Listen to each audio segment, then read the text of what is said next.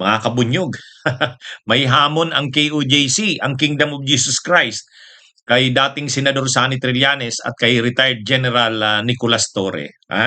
Ang hamon na ito ay tungkol doon sa ano nga, sabi kasi ni dating Senador Sani Trillanes, mayroon daw silang nakuhang mga ebidensya, mayroon daw silang sapat na batayan para magsabihin na yung mga ari-arian ni Kibuloy at ng Kingdom of Jesus Christ, mga kabunyog, partikular na binanggit ni dating Senador Sani Trillanes, yung private jet at saka yung chopper. Sabi ni Trillanes, may ano sila, may nakuha silang impormasyon na yung private jet na yun at chopper ay pag-aari ni Digong, ni Rodrigo Duterte, mga kabunyog. Sa mga Duterte daw yun. Kumbaga pinangalan lang kay Kibuloy at sa QJC para hindi pag-initan. Ay syempre galing yun sa ano ha? Galing sa galing yun sa mga katiwalian. Saan ba naman kukuha ng ganun kalaking pera na pambili ng private jet at chopper? Wala namang ganyan na pera si Duterte.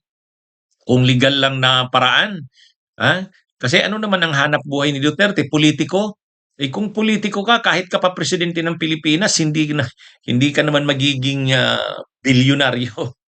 Ang presyo ng private jet at saka ng chopper, napakamahal niyan. Kaya para hindi siya pag-initan, di umano, pinangalan kay Kibuloy at sa QJC. Kasi pwedeng palabasin na maraming pera ang QJC, ang simbahan, ang sekta ng relihiyon ni Kibuloy, kaya kaya nitong bumili ng private jet at ng chopper. So, yan yung kaya lang, sabi nga ni Trillanes, hindi, ano yun, kay Duterte yun. Pinangalan lang sa QJC para hindi pag-initan. Yan yung sinasabi ni Trillanes. At sinang-ayunan din ni retired General Torre.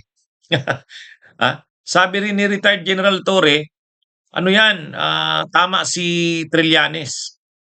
Ano yun? Sabi ni Torre, malkas ang paniniwala ko, ganun din eh. Kasi nakita niya daw, hindi naman ganun karami ang members ng QJC.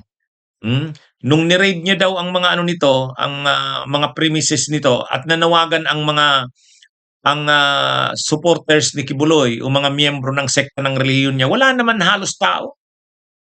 Kaya paano naman sila makaka-raise ng ganyan kalaking pondo? Private jet, chopper, mga properties, assets, hindi nila kaya yan. Pwedeng makapagpundar sila ng ng mga ari-arian pero hindi ganyan karami, hindi ganyan katindi. Kaya sabi ni retired General Torre, sang-ayon siya sa sinasabi ni Trillanes na kay Duterte yan. O kaya ngayong araw mismo, naglabas ng pahayag ang QJC at hinahamon isang bahagi ng statement na yon, hinahamon ng QJC si Trillanes at si General Torre. Ang hamon ng QJC ay sabi ang nagbasa ng statement sa programa ng SMNI, si Attorney Israelito Torion, yung abogado ni Kibuloy at ng QJC. Kay Antonio Trillanes at Nicolas Torre, hinahamon ko kayo in behalf of KOJC. Narito ang kasunduan dito. Patunayan ninyo ang inyong mga paratang na pagmamay-ari ni PRRD ang KOJC assets katulad ng chopper at eroplano. Maglatag kayo ngayon din ng lehitimong dokumento ng pagmamay-ari at legal na ebidensya. Kapag napatunayan ninyo sa inyo na ang mga ito. Ang hamon ni ganito, magpakita ng ebidensya si Trillanes at si General Torre na kay Duterte nga ang nasabing private jet at chopper. Magpakita daw ng ebidensya. At pag nakapagpakita daw ng ebidensya, pag nakapagpakita umano ng ebidensya, itong si Trillanes at si Torre, ayon kay Torion, dun sa statement ng KOJC na binasa niya, sa kanila na daw.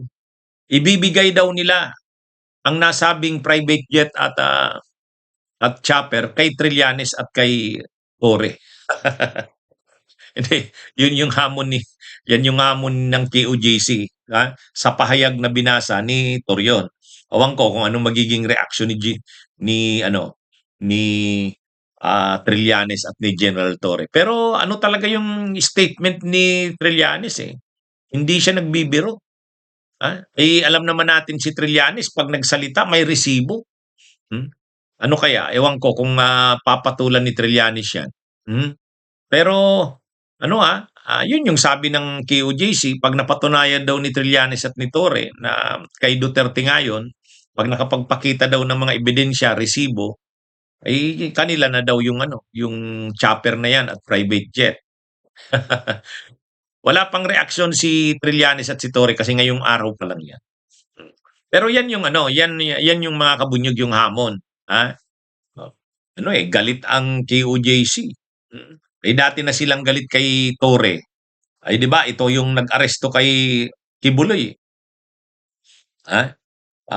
Ito yung nag-aresto kay Duterte. Ito nag-aresto kay Kibuloy. Si Trillanes, ganun din. Kaya nadagdagan pa ngayon, nitong pagbubunyag na ito ni Trillanes.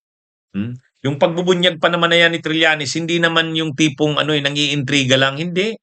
Sa isang interview sa mainstream media, sinabi yan ni dating Senador Sonny Trillanes. Mayroon silang mga mayroon silang nakukuhang impormasyon, reliable na mga information na kay Duterte ang nasabing private jet at chopper.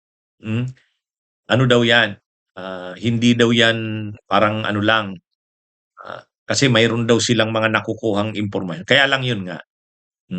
Siyempre, itong KOJC, pipilitin na naman nilang siraan si Trillanes at si Torre. O ganun, may mga hamon silang ganun. Anyway, abangan natin Abangan natin kung anong magiging reaksyon ni dating Senador Sonny Trillanes at ni retired General Torre. Bunyog, bunyog, halikan na kasama ka. Bunyog, kapag buklod ay may pag-asa. Luzon, Visayas, Mindanao, isa ang pananaw. Sa bagong Pilipinas ang bunyog isisigaw. Bunyog, bunyog.